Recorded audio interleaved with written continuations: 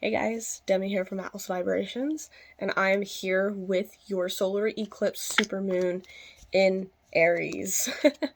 And so today this video is probably going to be a little bit shorter just due to the fact that I've already covered most of the Aries aspects of this particular sign in the retrograde video that I just posted about 2 days ago. So definitely go back and take a look because this particular area is going to be highlighted over the next few weeks, at least through the whole month of April, because this is going to be really big, and I highly suggest going to check where this placement or this house it is falling for you in your chart, so that way you can understand what's happening. So you're thinking about this, you're seeing changes in it. Solar eclipses, they're bringing healing, putting you on the path that you need to be on, or your soul is being called to be brought to, and to not resist the changes, because that's when our healing process happens. We resist it, and then we resist the change, and it gets harder for us to kind of shed the skin like the snake does in order to have new and begin. So let's start with the epitome of this. This was deep, and the first thing the spirit said to me when I channeled this through, they asked, deep at your core, who are you? This is the epitome of Aries energy. Just a quick recap, it's a masculine energy. It's ruled by the sign of Mars. It's all about the warrior energy, how we execute and move physically in our daily lives, how we take action, our sexual preferences, our sex lives. It's all about that ultimate fire energy and creativity, and that's what was ruled by fire. And I don't know if I said the ram is its symbolism, and so not a coincidence. It's probably one of the first signs of the zodiac, and it was made that way. But either way, changes in who you are. Who are you to the core? Who is it that you bring to your daily life every single day? And you're seeing changes in who you are, new beginnings in who you are, what you want and not what everybody else wants. Healing in that, and seeing what you need when it comes to you being who you are versus what everybody else around you wants. And it's going to feel a little difficult, because you're going to see that you're coming back to places, or have seen for the past 6 months, and maybe we'll see into the next 6 months or so, who you were coming back to. And the best way for me to explain this is me, who I am at my core. Look at your birth chart, right? You cannot change anything about your birth chart, essentially. I have a Virgo rising, and it's in 27 degrees of Virgo. I have a Mars in Taurus. I have a Sagittarius moon. My Venus is in Leo. It's one of those things where I will never be able, or any of us will ever be able, to kind of be like, I want to be a Gemini rising. This is who I'm going to be. And, it's very, it can feel difficult at times, because we see other people, right? We look at other people and we see them having these different qualities that we don't have. And it is something on a societal level that we could talk about maybe in another video, and I can just give a rundown of it. And if you would like to see the topic of me talk about it, I'll make a video about it and just put it in the comments. But we know that we can have what we want because it exists, simply because it exists. And I've always said, we, as humans, as any kind of living entity, our ultimate thing in life is to create. And the ultimate form of creation, you guys have heard me say this 50 million times, is through sex. The most important part of creation is giving life to another being. And it could even be creative projects. It could even be any kind of thing that brings joy, happiness in the forms of creation. And so when you see that there is maybe a lack, or a part of you that you wish to have and be more, how do I put it? More maybe like an earth sign, where you're more laid back, more about money, more about the practical things, or you've never been somebody who, has been super emotional. And so the parts, and what I'm trying to get at is, just simply because it exists, we know that we can have it. But the part about life that we're learning is we need to accept who we are and who we came in to be. And I used to beat myself up 50 million times all the time for years because I was always made to be to feel that my Mars in Taurus, or the Sagittarius moon that I have, or the Virgo rising that I am, and the Cancer sun that I am, it was never good enough. And yes, that's in my own mind, but being with what I'm supposed to learn and heal from is I am who I am.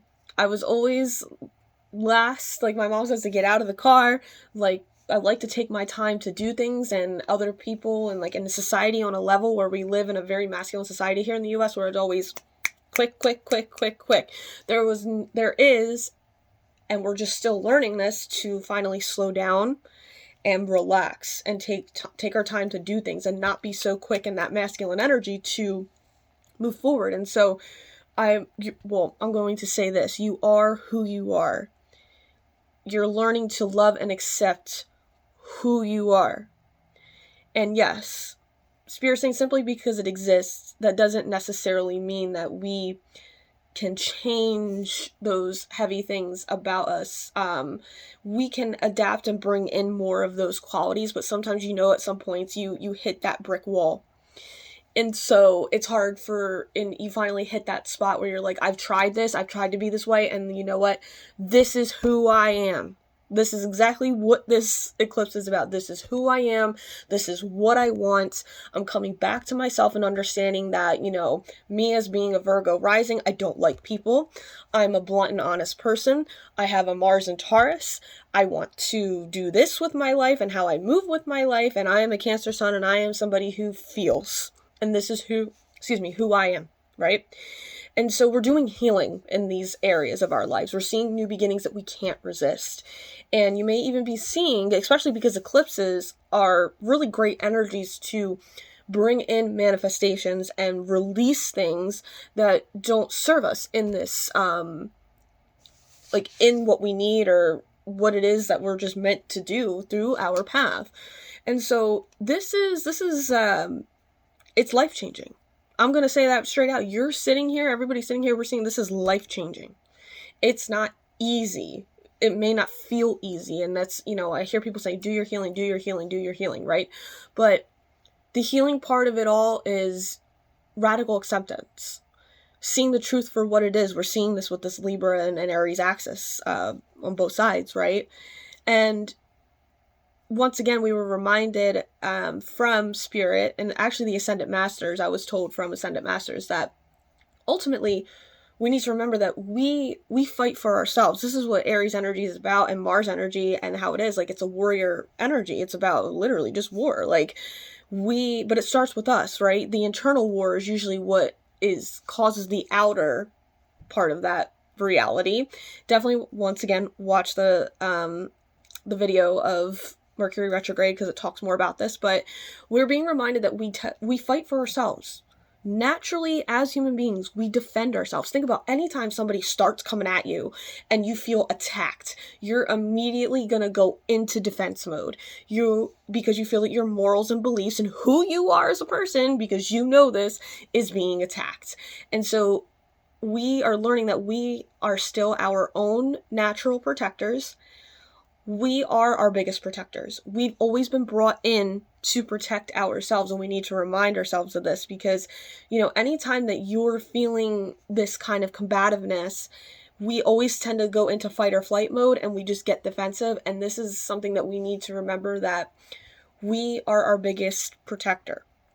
And so protecting, Spirit saying, who we are, protecting ourselves in our energy, protecting ourselves in who it is, from people that don't have our best interests. We naturally go into these ways. And so you're seeing, new beginnings in who you are. So you may see that as you change, your relationships are going to change, because that's the biggest part. Once you start to change, everything else around you, outside of your reality, begins to change.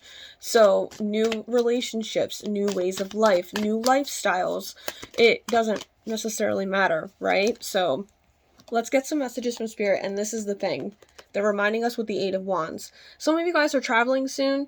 I'm hearing be wary of your travel plans, because just in case the Mercury retrograde, but just also who you're traveling with. If you're seeing red flags, or like you're hitting closed doors with traveling, or people who don't want to make plans with you, it's for a reason. It's divine protection, because they don't have their best interest, or something's going to happen where they can't make it, or you're going to get ditched. Just keep that in mind.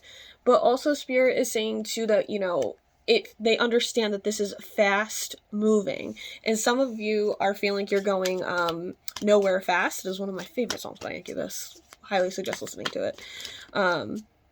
So they're saying to not necessarily slow down, but if you're in a good space where you can easily transcend and move into that energy, and you feel like you're a boat, like you're on the water, and you feel like you're going straight for it, and you're going somewhere, and it feels good, it feels right, there's no nothing holding you back from doing it, like in a good way, or you're not seeing major obstacles, like go for it if it feels right. The best way to navigate this eclipse and healing is, Ten of Swords. So, I'm hearing for some, do not resist the changes. And I know it feels difficult, but also, some of us also need to rest. And this is big too, because when we heal, we need to slow down. That's feminine energy. Healing is a feminine energy, so they're showing me like slowing down and not taking action. So this isn't the best time to really be like go go go go go. They're going ignore ignore ignore. It's more of a time for you to take this month to review, relax, and step into it if you're feeling. But that's the other thing, some of you are just so burned out, you're so tired. Rest a little bit so that way you can work through this deep pain, so you can come out into a more lighter aspect. Best practical action for us to take at this moment, once again, we got more tens, okay? Cycles of completion. So, 10 of Cups reversed. Friends, for some of you, it's time to let go of family. And it's time for you to focus on yourself. A lot of you guys are moving, or you're thinking about moving, and there's a lot of people around you who may, for some, are trying to hop on your train of success because they're not happy with their own reality. And some of you, I'm also hearing family, so same thing, about questioning about kids, so maybe having kids, or you and your partner are talking about it, but like literally, moving a home and relocating to where you feel safe. And this is also about Spirit saying letting go. This is where we need to really sit in with our own unhappiness and ask what's going to make us happy, because once again, they're saying once you change, the things that you need or you want or have to get change. And so we're seeing massive changes. Okay? So I hope that this resonated with you. And until next time, my friends, namaste.